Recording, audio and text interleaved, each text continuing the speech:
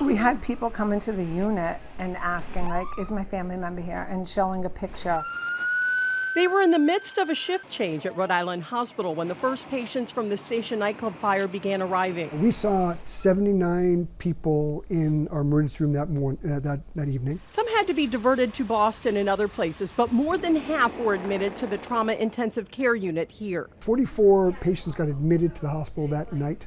22 of them were critically ill and required to be on the ventilator. Were you surprised by the extent of the burns? Yes, I was. Marjorie Souza worked in that trauma intensive care unit. There were only 12 beds, but 44 patients. It was so busy that they didn't want the staff to take a break from taking care of patients to go on the cafeteria. So the cafeteria was bringing us up food. There were supplies everywhere. The whole part of the hospital just turned on. It was like a vibrating, pulsating, living thing that was taking care of all these people. It was incredible. I think we learned what we really can do, and when you work together as a team, what you really can accomplish. And while the care here was exemplary, it highlighted what this level 1 trauma center did not have. A big change since the fire. A verified burn unit, which they established 5 years later in 2008.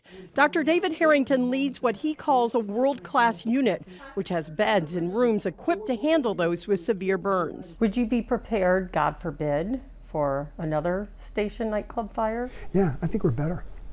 I think we're better than we were. Better treatments, more training, a dedicated staff. Going back 20 years, though, Dr. Harrington says while it was touch and go for some, no one admitted to Rhode Island Hospital died. All of them had this desire to live and to overcome and to go beyond it. One patient he remembers like it was yesterday. Phil Barr, we had a young college athlete who all he wanted to do was get back to collegiate swimming, which he did, despite the fact he was one of the sickest ones we took care of.